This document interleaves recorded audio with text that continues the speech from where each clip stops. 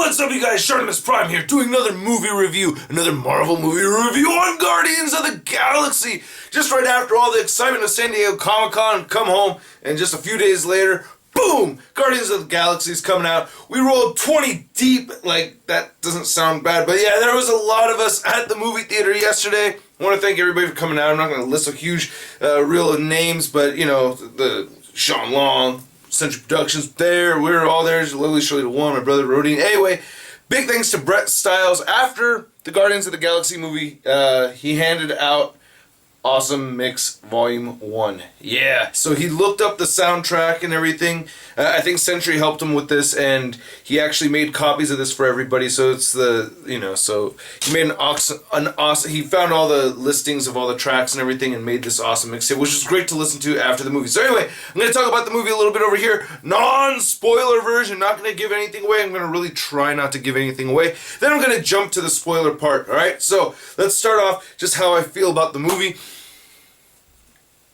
It's a good movie, man. It's a fun movie. I felt joy. That's the best way I could explain it, is utter joy. Kind of almost as much joy as I felt for X-Men Days of Future Past, because that made me extremely happy to see a franchise like that come back to life, or, you know, heal itself. So right off the bat, I'm going to say that is my favorite comic movie of the year so far, is still X-Men Days of Future Past. But this is right up there, and then between this and Captain America 2, it's hard to say, but I really, really enjoyed the movie. A very joyful movie. Special effects, amazing. Great special effects. I really loved the characters. I felt like the characters were all pretty solid. We have our 5 characters, right? So we have our 5 cast members of the Guardians of the Galaxy. We have Star-Lord. And they talk about his story very well. Like, there's some drama in the movie, and you really get into it with Star-Lord, and I felt like Rocket Raccoon the most. Those 2 characters, which are kind of funny because they're the 2 lightest characters, they're the 2 funniest characters of the movie. Yet you have more emotional attachment to the drama side of each of them. You know what I mean? So I think that is really, really cool. Like, they weren't just like funny jokers. You really feel attachment to these guys. They actually like really, you know, go in depth with them for as much as you really need to, or as much as I wanted to anyway. Then you have Gamora, also not very funny at all, but awesome. And Zoe Saldana was very, very good looking in the movie. One thing that I was always speculating is because Gamora is always drawn to be extremely sexy and extremely revealing. I didn't like her costume, how it covered everything up. But she bends over quite a bit, and there's some booty shots. So that makes up for it for me a little bit, because gotta get them booty shots. Yeah, comic book readers can be horny mangs, okay? It's not like it's an unknown fact. Be a horny man, watch a comic book movie, and look at the ass cheeks, you know? Gotta get a good little peek, you know what I'm saying? Especially with all the buff dudes around and all that stuff, you know what I mean? We gotta get our share in there. And then you have, and then Groot and Drax. Now, Groot and Drax, the least developed, I think, of the group, but you don't really need to know a whole lot about them for them to function well in the movie. I really felt that Drax is not a very deep character overall. I mean, in the comics, Drax the Destroyer wants to kill Thanos. That is the character's motive. Slay Thanos. And that's pretty much what we get, and I'm happy with what I got for Drax. I thought Batista did a good job. He was actually funny too. He was like the Thor of the group, if I'm gonna, you know, compare him to, if these are gonna be the Space Avengers, he was definitely the Thor. And then Groot basically being like the Hulk of these Space Avengers. Extremely powerful. Yeah. Don't fuck with Groot, man. He will, yeah, but he seems all peaceful and stuff. I guess Vin Diesel did a great job of saying, I am Groot, and so I thought that was good. Now you have, now our villain is obviously Ronan, and his motive is to destroy the Xandarian planet or race altogether. And I'm getting into the plot just a little bit. I'm not really spoiling anything. Actually, I'm going to say that for the spoiler section. But Ronan, anyway, I thought was cool. Ronan, I thought was scary. He's supposed to be the villain. He's supposed to be powerful, menacing. I thought he did a good job. His motive, I felt like could have been discussed a little bit more. I didn't really feel extremely attached to it. Like, but I got it. You know what I mean? He's a threat. He's out there, and of course, the movie puts more of the focus on the Guardians of the Galaxy, as it should.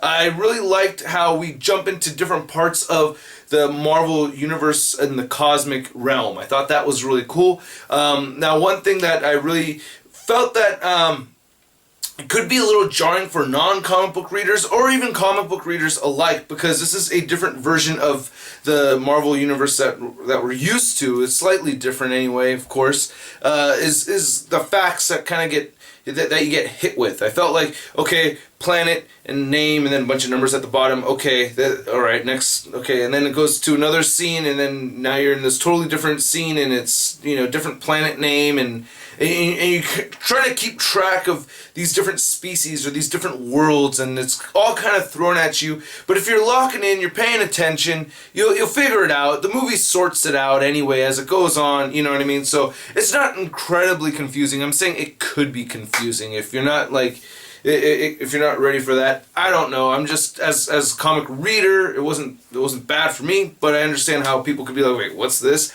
And who's this? And why do these people, and who are those people? And what are they, like, you know, like at the end of the movie, I was asking people like, okay, so do you know the difference between like someone who's a Kree and Xandarian, right? And they're like, you know what I mean? So, and they all get kind of mixed in too.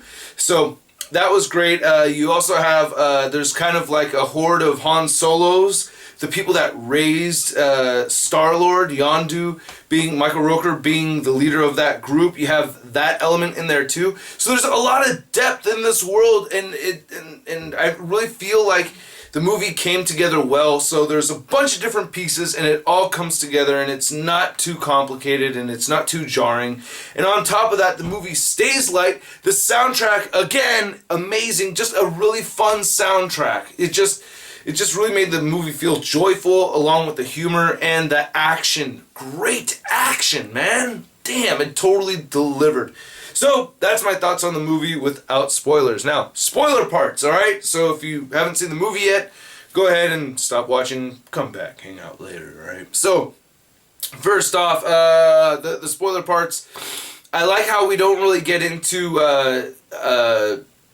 Star-Lord's history too much. It's like the movie takes this huge gap from like developing his character. I think it's really funny. It's like we get to know his character a little bit. We have that whole thing where his mom dies right in front of him. He doesn't take her hand, and she gives him the tape and everything. And then it just jumps into his adulthood, and then we don't really get into it much. And then the movie starts, and then it's basically, you know, that whole thing we saw from the commercials, you know, Star-Lord, man. Like, so you see the mom die, Star-Lord, man, and then adventure goes, and everybody gets arrested by the fountain and everything, which was a great scene, I thought. It was a fantastic scene how they all come together. They're all scoundrels, you know, so they're all rebels in this, you know, in this universe.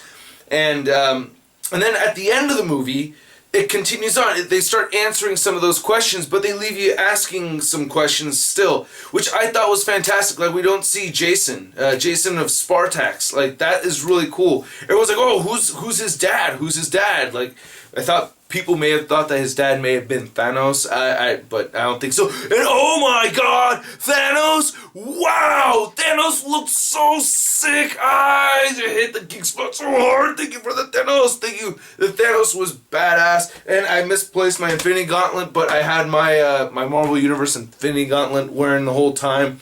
Actually, kind of glad I'm not wearing it right now, because I was tired of wearing that damn thing. But damn it, I loved seeing Thanos in the movie. I thought he was great. He's basically all gold, shingled up. The face, great comic. He looks so menacing when he's angry and he's talking, and then at the end, it's like he gives that smirk, and it's so cool. The Chitauri commander leader guy gets killed off like right away. Ronan's plot. I wanted to talk about this a little bit during the non-spoiler part, but I didn't want to spoil anything. So Ronan, I feel like the motive for Ronan could have been worked on a little bit more. I think I really felt like I didn't understand exactly why he hated the Xandarians. The Xandarians, the whole Nova Corps and everything, like why they needed to be eliminated. I didn't totally understand why he felt that way. I may have missed it, so leave a comment below, you know, and then it may just slip my mind. It's still kind of early. We were up very late, hanging out after the movie and stuff. But I may have missed that. Didn't totally wrap my head around why he needed to destroy and destroy the Nova Corps. The Nova Corps looked sick. That was awesome as hell. Seeing them build that giant web, you know what I mean? Stopping the Kree ship. That was tight. Nebula was really cool. I liked the conflict with Nebula and Gamora. Nebula was really, really badass. I really liked how, you know, you don't really know what side she's on for quite a while in the movie. I thought that was not very long, but there is like you question her, you know, and I really like that because that's how I feel like the character, the way I felt about the character in the comics was too. You know what I mean? So wait, you're the daughter of Thanos, but you're betraying it like I don't follow. You're just doing your own thing then, you know. So I think that was really badass. I think Michael Rooker as I thought Yondu with the whistle blowing. You know, arrow, which was really, really good. I think they did a great job of making him, doing like a whole shout out to how his original comic version looked. An original Guardian of the Galaxy, I thought that was very, very cool. I was trying to see if I could spot out the others within that group of his, but I really couldn't. I didn't see him. Was that Justice dude? Damn it, I forgot. I don't remember all their names anyway. But seeing that effect going on with his mohawk, and you know, the comic version of Yondu has this huge skinny purple or pink mohawk thing, or red mohawk, and he had that little short mohawk thing that would light up or whatever whenever he'd whistle and the arrow would move around. His scene was really cool. I loved Groot. Groot was extremely powerful. I feel like they did a shout out to Hulk smashing Loki with Groot whipping, you know, all those soldiers back and forth with his arm. I thought that was great. Rocket Raccoon was hilarious. I laughed so hard. I couldn't stop laughing at the bit where he needs to save the day, so he needs a bunch of pieces, a bunch of machinery to build something to save the day, and then he just adds in one piece that a handicapped person needs, like the guy's leg. And at the end, it's like, oh, and here's the leg. He's like, oh, I don't need that. I just thought it was funny that some guy out there is hopping around without his leg, because probably he said he needed a prosthetic leg, but he really didn't. He's just fucking with some dude, poor bastard out there, and he just thought it was a cruel joke. That's actually, I don't know, that's kind of my sense of humor. I thought that was hilarious. Charlita 1 and I were laughing like throughout the entire scene after that, because I just thought that was so funny. And then later on they bring that joke back with the guy with the eye. It's like, and I need his eye, and the guy's got this prosthetic, you know, this mechanical eye. Look at her, he's like, oh no, you need my eye. And he obviously didn't really need it. I thought that was great. I thought I honestly felt really, really sad for Rocket Raccoon. I thought Rocket Raccoon was, I thought Rocket Raccoon had like this whole moment where he's like, he called me vermin, and they're all drunk and stuff, and how he gets into it, and he's tired of being picked on and everything. And you know, I thought that was a touching scene. I really liked that a lot, especially at the end. You have Drax, Rocket's all crying about Groot getting blown to pieces. He's all scratching his head, and Rocket's like, ooh. I thought that was a very sweet scene. So, very, very touching movie overall. After the credit scene. And I did see Cosmo. I was the only one who knew who Cosmo was. I thought that was... I was like, oh, Cosmo! You know what I mean? And he speaks telepathically, if I remember correctly. It sounds like this movie, or this universe, is taking over Abnett's writing, which I love, by the way. So I'm looking forward to Nova. It hasn't been confirmed. Nobody said anything about Nova, but I have a feeling we're going to get Nova, because we saw the Nova Corps, and we saw how they all built the web together.